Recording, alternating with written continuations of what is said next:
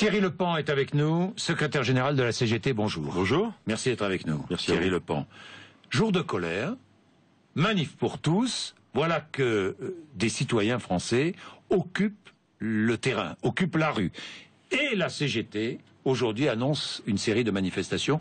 Combien journées d'action, combien de manifestations à travers... Environ 150 dans le pays. 150 dans le pays. Ça veut dire quoi? Ça veut dire que vous essayez d'occuper la rue à votre tour? Non, ça veut dire que d'abord notre journée d'action a lieu en deux temps. Oui. Ce que nous avons souhaité, c'est que nos militants syndicaux puissent rencontrer les salariés pour discuter et essayer de mettre à jour leurs revendications pour aller les porter devant leur employeur. C'est notre priorité dans la journée. Ensuite, nous voulons effectivement occuper la rue, pas pour occuper la rue, pas pour nous compter, pour faire entendre la voix des salariés dans ce pays, parce que nous considérons que les salariés ne se font pas attendre. Il y a plusieurs semaines que j'ai appelé à une irruption des salariés sur le terrain social. On voit que la droite aujourd'hui et l'extrême droite occupent la rue, qu'elle est entendue par ce gouvernement et par le président de la République. Nous voulons, nous aussi, nous faire entendre sur nos revendications. Donc vous voulez vous aussi occuper la rue? Oui, on veut. À chacun son tour. Sauf que vous réunirez, à mon avis, moins de monde que dimanche dernier, non? On ne sait pas. Il faut pouvoir additionner l'ensemble des 150 manifestations qui auront lieu dans le pays. Vous descendez dans la rue. Aujourd'hui, ça vous semble indispensable de descendre dans la rue, Thierry Lepan? Ah oui, c'est indispensable. C'est le moment ou jamais. Oui, c'est indispensable. Est-il vrai que c'est votre base qui vous pousse? Non, c'est pas actions. Non, c'est pas la base qui nous pousse. On réfléchit et on agit ensemble. C'est ça la CGT. Oui. Voilà, on discute ensemble et on essaie de trouver des moments, des temps où on peut se rassembler pour faire valoir nos revendications. Mais il y a un réel mécontentement dans ce pays aujourd'hui, que ce soit sur les salaires, que ce soit sur l'emploi, que ce soit sur la protection sociale. Oui. On va revenir sur les revendications, Thierry Lepan, mais vous pensez être combien dans la rue aujourd'hui?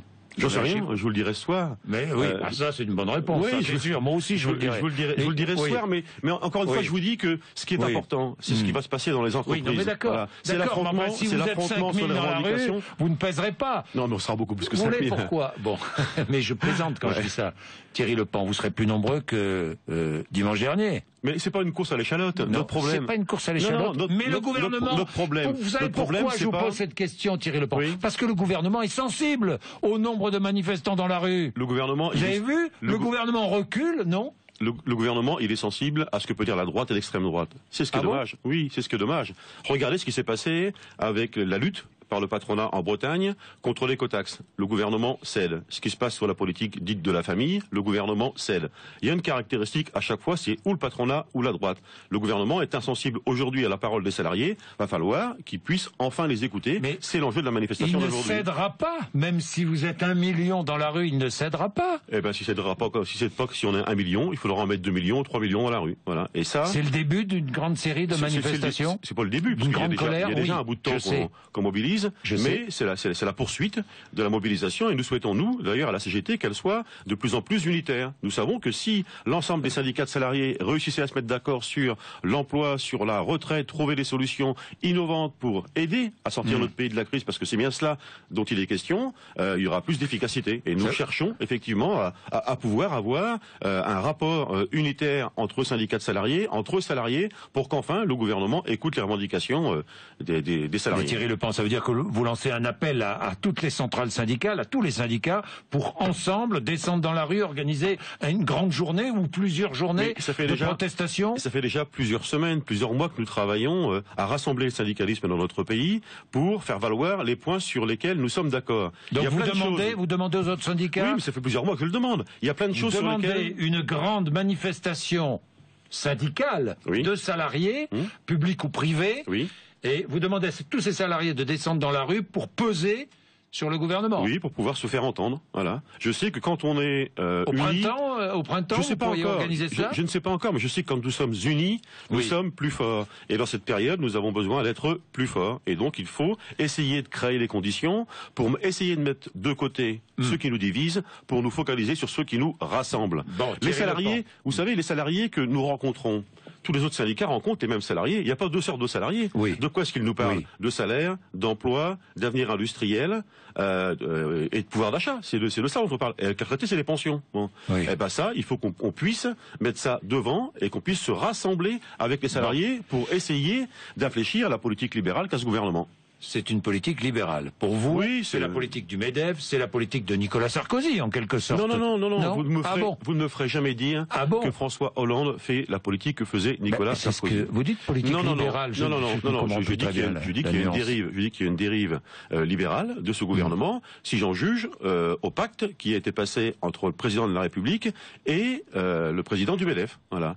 Mais Nicolas Sarkozy aurait pu passer le même pacte. Il l'a pas fait. Entre 30. C'est-à-dire que François Hollande est plus libéral que Nicolas Sarkozy. Non, je dis qu'il s'est paxé avec le président du MEDEF pour lâcher entre 30 et 50 milliards, on ne connaît pas encore le montant aujourd'hui, entre 30 et 50 milliards d'euros au patronat pour soi-disant avoir une politique de l'emploi qui permette de sortir le pays de l'impasse et de faire baisser la courbe du chômage. D'ailleurs, vous avez vu que le MEDEF ne prend pas d'engagement chiffré en termes d'emploi. Pierre Gattaz se promène partout avec son pins. 1 million. Ouais, voilà, 1 million. Vous, qui êtes journaliste, ayez l'esprit critique. Regardez ce que c'est que 1 million.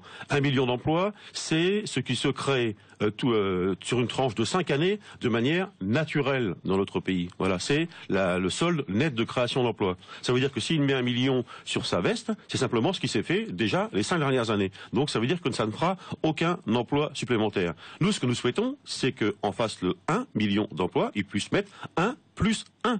Et là, on inversera la courbe du chômage, ce qui n'est pas le cas aujourd'hui. Bien, on va revenir sur l'inversion de la courbe du chômage. Donc, vous dites paxé, vous dites que François Hollande est paxé avec le MEDEF, avec Pierre Gattaz.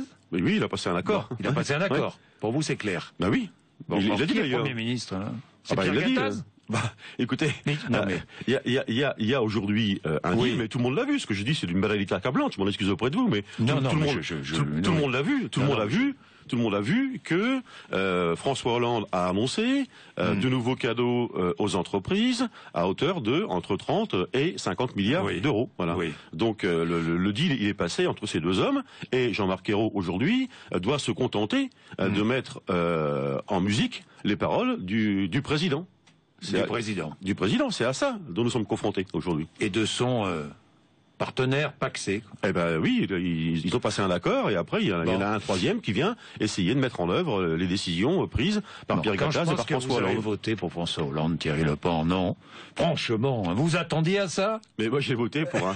Vous attendiez à ça ou pas? Je vous demande. Moi j'ai voté pour un candidat, voilà, qui permettait d'une part de mettre le précédent président de la République dehors, ça je ne le regrette pas, et pour une politique dont François Hollande a fait état durant sa campagne électorale. Bon. Tout le monde peut remarquer aujourd'hui qu'entre ce qu'il a dit au moment où il était candidat et ce qu'il fait au moment où il est président, il y a loin de la coupe aux lèvres. Voilà. Bon. Alors, le pacte de responsabilité doit être bouclé vite. C'est ce que vous demande l'exécutif, le président de la République et le Premier ministre. C'est toujours la stratégie de l'urgence. Voilà. Je vous rappelle qu'il y a seulement 9 semaines. Oui. Le Premier ministre nous réunissait à Matignon pour mettre à plat dans notre pays la fiscalité. Oui. On allait enfin travailler sur ce que c'est que l'impôt, ce que c'est que la contribution, ce que c'est que la TVA. Une grande remise à plat fiscale. On s'est mobilisé pendant plusieurs semaines pour faire des propositions. Point de salut. Le président de la République, lors de ses vœux, nous annonce que la remise à plat de la fiscalité n'aura pas lieu, et en plus qu'il a donné un chèque au patronat sans négocier de contrepartie. Et après, on nous demande à nous de négocier des contreparties entre un accord passé entre le président et Pierre Gattaz. Je crois même que le Premier ministre vous a écrit. Oui, il nous a écrit pour nous dire il va falloir vous réunir pour faire des propositions. Voilà. Alors vous avez des propositions. Qu'est-ce que vous demandez au MEDEF? Alors nous, on a fait toute une série de propositions. Elles sont connues de tout le monde. Oui, ça je sais. Voilà. Puis on va, y compris dans la journée, essayer de les populariser de manière à ce que les salariés puissent. Quelle proposition forte vous demandez? Nous, c'est l'emploi. Voilà, c'est l'emploi. C'est-à-dire nous, ce qu'on veut, c'est que le MEDEF puisse s'engager sur des créations d'emplois et notamment des créations d'emplois industriels dans notre pays. C'est-à-dire, vous dites oui, on fait ce cadeau, on baisse les charges du patronat, de l'entreprise, mais en contrepartie, l'entreprise doit créer de l'emploi. Oui, mais d'accord, mais ça se crée pas comme ça de l'emploi, Thierry Lepant. Oui, mais Thierry Lepant. Ouais, mais l'argent ne se distribue pas comme ça non plus. Oui. C'est ça le problème dans lequel nous sommes. C'est que s'il y avait eu une véritable négociation, on aurait essayé de regarder déjà à quoi ont servi les 180 milliards d'euros 180 milliards d'euros qui sont donnés tous les ans déjà au patronat, soi-disant pour créer de l'emploi. Bon, là on voit bien que non seulement on n'a pas réussi à évaluer le bénéfice au regard de la courbe du chômage des 180 milliards d'euros, mais en plus on leur ajoute 50. D'où ils viennent ces 180 milliards d'euros? C'est les aides déjà qui existent. C'est les aides et exonération. Publiques, exonération. Voilà. Bon, mais Thierry Lepant, d'accord. Bon, mais il faut imposer. Vous pouvez pas imposer au patronat des créations d'emplois. Non, mais il faut essayer d'une part... On ne peut pas imposer les créations d'emplois par la loi. Non, bien sûr que non. Il faut essayer d'une part de retrouver le chemin de la croissance. Le chemin de la croissance, il repose sur deux choses. Aujourd'hui, la première chose, c'est les salaires. Voilà, ce sont les salaires qui aujourd'hui... Vous demandez une augmentation de salaire? Bah oui, bien sûr, dans les fonctions publiques, et l'augmentation du salaire minimum, et l'augmentation des grilles de qualification. Fonctions publiques et privées? Oui, bien sûr, partout. Partout. L'urgence aujourd'hui, c'est d'augmenter les salaires. Ça fait 5 ans que les salaires des Françaises et des Français sont bloqués, voilà. Et donc il faut débloquer cette pénurie en termes de salaire, en termes de pouvoir d'achat. On sait que la croissance est tirée en grande partie aujourd'hui dans notre pays par la distribution, par le salaire. Voilà. Donc il faut augmenter les salaires. L'autre levier, c'est la confiance. Voilà. Il faut que les Françaises et les Français retrouvent confiance. La manière dont est géré le pays aujourd'hui ne permet pas d'espérer de la confiance. Tout le monde est dans une situation d'insécurité. Les salariés aujourd'hui dans le privé, mais aussi dans le public, leur principale crainte, c'est leur avenir. Voilà. Et donc il faut les rassurer sur leur avenir. Alors, augmenter les salaires dans la fonction publique, ça veut dire dépenser plus pour l'État. Oui, forcément. Bien sûr. Si j'ai bien compris, on aide les entreprises. Comment? Où trouve-t-on l'argent? En économisant sur les dépenses de l'État. Oui. Alors là, je ne comprends plus. Ça c'est la contradiction qu'a François Hollande, c'est pas la mienne. Hein. Oui, non mais d'accord. Oui, non mais il faudrait que vous m'expliquiez. Oui, vous dites, on peut aider les entreprises, mais il faut bien trouver de l'argent. Oui. Alors moi d'abord, quand je dis il faut aider les entreprises, vous trouvez où cet argent? Moi je dis d'abord, il faut aider les entreprises qui en ont besoin. Vous êtes d'accord? Il faut aider les entreprises. Les entreprises qui en ont besoin. C'est-à-dire, je vais vous dire. Voilà. Le problème qu'on a dans le pays aujourd'hui, c'est qu'on est passé d'une politique d'aide aux entreprises qui en ont besoin à une politique de droit pour les entreprises. Voilà. C'est-à-dire que toutes les entreprises sont traitées à égalité, quelles que soient leurs difficultés économiques, sociales, commerciales. Ça, c'est la négation du politique, c'est la négation de l'aide. Voilà. Nous voulons que l'aide soit mesurée. Soit ciblée et qu'elle soit mesurée. Et qu'on puisse en mesurer l'efficacité en termes de réduction du nombre de chômeurs dans notre pays. Aujourd'hui, les patrons considèrent qu'ils ont des droits aux aides. Nous pensons qu'il faut revenir au sens même de l'aide et que, en contrepartie d'une aide, on puisse avoir des effets sur l'emploi. Je vous donne juste encore une démonstration qui passe complètement inaperçue dans notre pays. Pour la première fois, il y a deux courbes qui se sont croisées. Il y a la courbe des dividendes, voilà, versés aux actionnaires, qui augmente, et il y a la courbe de l'investissement qui, elle, baisse. Ça veut dire que dans notre pays, aujourd'hui, sur les richesses créées, il y a plus d'argent qui va à la rémunération du capital qu'à l'investissement nécessaire pour créer de l'emploi. C'est avec cette politique-là dont il faut rompre. Bien, Thierry Lepant, ça veut dire, pour résumer, que, d'accord, vous faites confiance au MEDEF, peut-être, mais... Non, d'accord, vous faites pas confiance au MEDEF, Thierry Lepant. Bon, mais non, ça veut dire quoi? Ça veut dire que vous conditionnez toute signature à des augmentations de salaire? Non, je dis qu'il faut travailler sur emploi, sur salaire, sur évolution des qualifications. C'est global. C'est global, bien sûr. Donc pour l'instant, vous êtes très loin des positions du MEDEF. Bah oui, forcément, mais pourquoi? Parce que le MEDEF, il a déjà eu l'argent. Le MEDEF, il a déjà obtenu ce qu'il voulait. Voilà. Bon.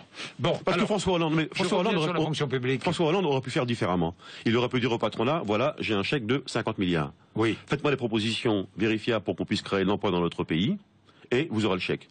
Là, il a commencé par filer le chèque. Alors, donc, vous allez me dire comment on crée de l'emploi en France, mais Thierry Lepant, sur la fonction publique, sur les fonctionnaires, vous dites qu'il faut augmenter les traitements des fonctionnaires. Oui.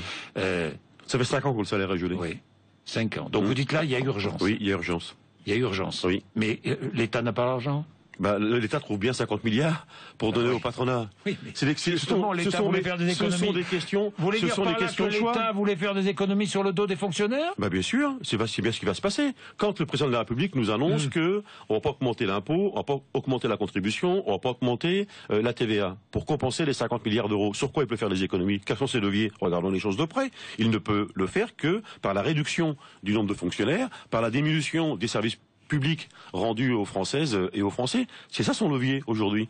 Et d'ailleurs, vous remarquerez comme moi, ça passe aussi inaperçu que pour une fois, et j'espère qu'il n'y en aura pas d'autres, il met un coup de canif dans les décisions du Conseil national de la résistance au regard du financement de la sécurité sociale.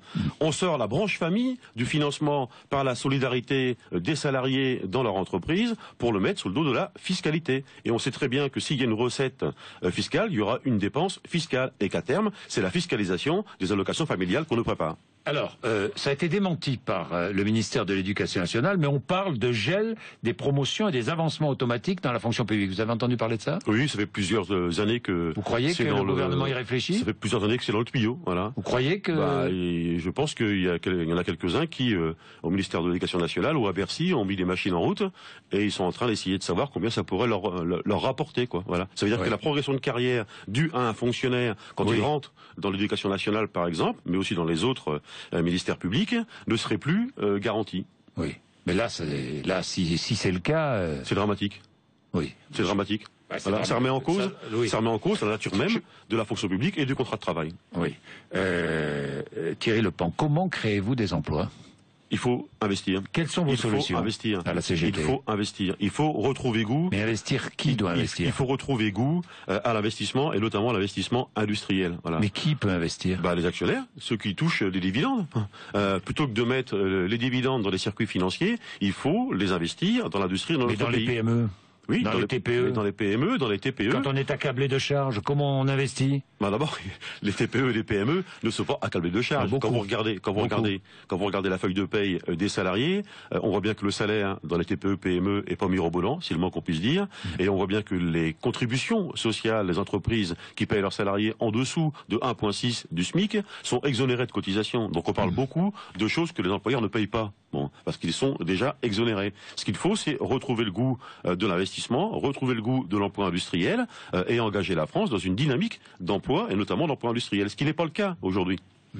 Thierry Lepant, très bien. Tout ça, c'est très très bien. Les PME, les TPE ne sont pas accablés de charges. Moi, je veux bien. Mais je veux bien pas accablés de charges. Mais ça serait bien quand même de baisser les charges, non, Thierry Lepant? Ce qui serait bien, c'est que... Non, mais je vous dis ça parce que je suis un peu stupéfait par ce que vous me dites sur... oui, mais je suis même, j'en reste... Franchement, non, ça serait pas bien de baisser les charges, non? Mais c'est quoi les charges? Je sais pas, les charges, justement. C'est ce qui va... justement, les charges patronales sur la famille. Mais qu'est-ce qu'on appelle les charges? Je sais que la CFDT n'est pas d'accord avec vous. On a des points de divergence sur la question que nous allons essayer de lever. Il faut vraiment qu'on puisse discuter je ne comprends pas comment... de l'ensemble de ces questions. Vous dites qu'il faut faire baisser le chômage, je ne comprends pas où sont vos solutions. Si, la solution c'est l'emploi. C'est l'emploi, c'est l'emploi industriel, c'est l'investissement, c'est la création de richesses. Et ce qu'il faudrait aujourd'hui, c'est que les richesses créées par les salariés dans ce pays, qui augmentent, n'aillent plus simplement rémunérer des dividendes pour les actionnaires. Notre monde croule sur l'argent. Il y a de l'argent partout. Il y a des explosions de bulles financières. Il y a des explosions de bulles financières par suraccumulation du capital dans le monde dans lequel nous sommes aujourd'hui. Voilà. Jamais les riches n'ont été aussi riches. C'est vrai en France, c'est vrai dans le monde. Voilà. Il faut une autre répartition des richesses.